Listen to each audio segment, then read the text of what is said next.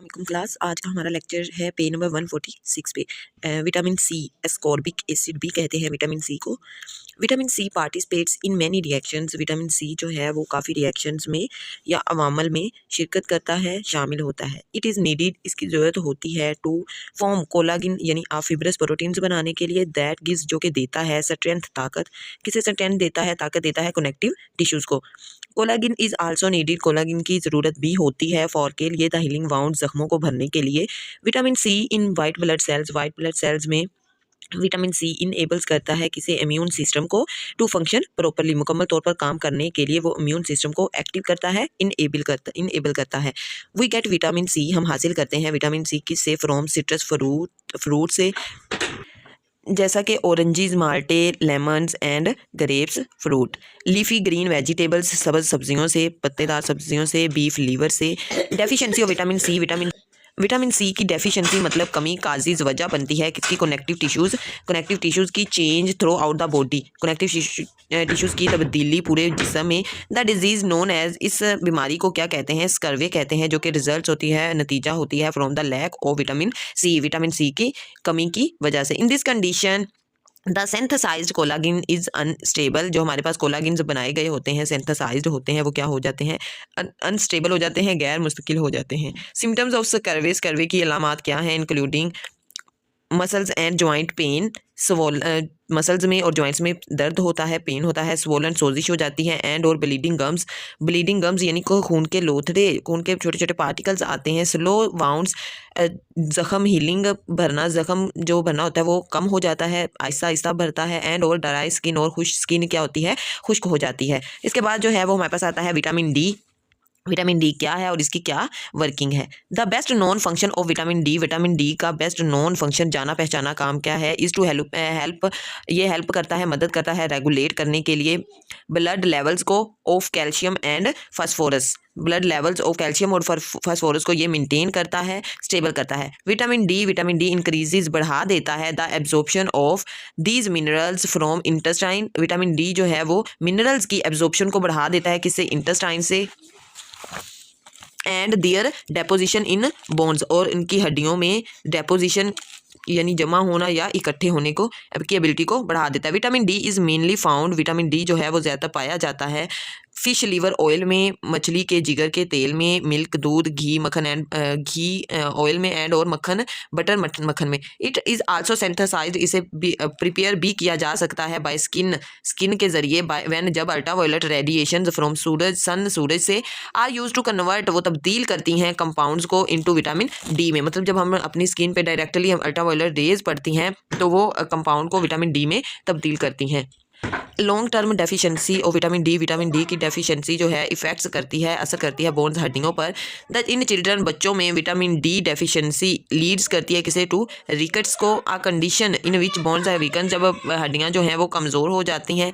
And वो under pressure, और उन्हें ज़्यादा प्रेशर बर्दाश्त नहीं कर पाती। इन एडल्ट, नौजवानों में विटामिन डी की डेफिशिएंसीज वजह बनती है ऑस्टियोमेलेशिया की, यानी सॉफ्टनिंग ऑफ बोन्स, हड्डियों की कमज़ोरी या उनका नरम हो जाना। इंक्रीजिंग, बढ़ा देती है the risk for fractures in bones, मतलब हड्डियों के टूटने की कंडीशन को बढ़ा देती है। उसके बाद हमारे पास टॉपिक आता है effects of water and dietary fibres, मतलब पानी का और हमारे खुराक के जो फाइबर्स वगैरह हैं उनका क्या इफेक्ट है।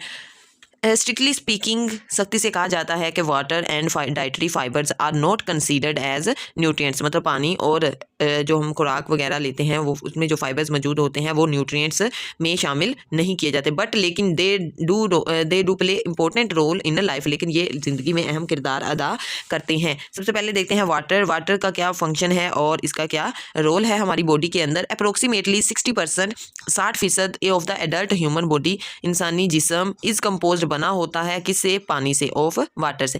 Nearly all life sustaining chemical reaction, जिंदगी को बरकरार रखने के तमाम केमिकल रिएक्शंस को रिक्वायर ज़रूरत होती है एन एक्वस इन्वायरमेंट, यानी वाटरी या पानी पर मुश्तमिल माहौल की। वाटर आल्सो, पानी आल्सो फंक्शन, किरदार अदा करता है एज द इन्वायरमेंट, माहौल में भी, in which water soluble foodstuff, जिसमें पानी हलशुदा पानी में खुराक में पानी में हलशुदा खुराक एब्जॉर्ब्ड होती है, जज़ब होती है इनमें द इंटेस्टाइन हमारी आंतों में, एंड और द वेस्ट जो हमारे पास वेस्ट होते हैं प्रोडक्ट्स वो एलिमिनेट कर दिए जाते हैं, किससे, इन यूरिन पेशाब के जरिए उन्हें क्या किया जाता है, खारिज कर दिया जाता है या एलिमिनेट कर दिया जाता है। एंड अदर एसेंशियल रोल, एक दूसरा किरदार वाटर पानी का, is to maintain body temperature, हमारे जिस्म का टेम्परेचर बरकरार रखना थ्रू वेपोरेशन, अभी बखारात के जरिए, एज इन स्वेटिंग, जैसा कि इंसान में पसीना आता है। सेवरल डिहाइड्रेशन में रिजल्ट्स इन कार्डियोवैस्कुलर प्रॉब्लम्स, कुछ जो है वो डिहाइड्रेशन मतलब पानी की कमी का रिजल्ट्स बनते हैं कार्डियोवैस्कुलर प्रॉब्लम्स में ये आते हैं। The estimated water requirement of an average adult,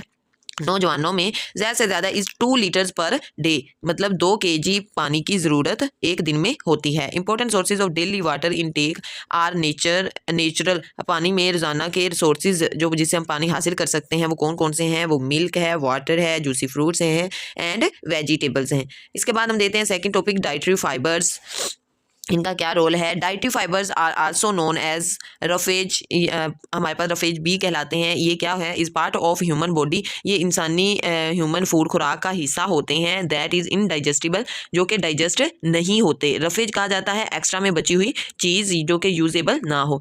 it is found, ये पाई जाती है ओनली इन प्लांट फूड्स, जो पौधों से खुराक ली जाती हैं। एंड और इट मूव्स, ये हरकत करती है अनडाइजेस्टेड, जो जज़ब खुराक हजम ना हो चुकी हो, थ्रो के जरिए से, स्टमक मैदे से, एंड और स्मॉल इंटेस्टाइन छोटी आंत से, एंड इनटू कॉलन में ये हरकत करती है, मूव करती है। द इनसॉल्युबल डाइटरी फाइबर, जो हमारे पास इनसॉल्युबल गैर हलशुदा डाइटरी फाइबर्स होते हैं, द इनसोलुबल जो गैर हलशुदा होते हैं डाइटरी फाइबर्स ट्रेवल्स, हरकत करते हैं क्विकली, तेज़ी से, थ्रो स्मॉल इंटेस्टाइन से, छोटी आंत के जरिए। इट्स रिसोर्सेज, इसके सोर्सेज क्या हैं, ज़राए कौन से हैं, wheat, brain, serial and skin of many fruits and vegetables.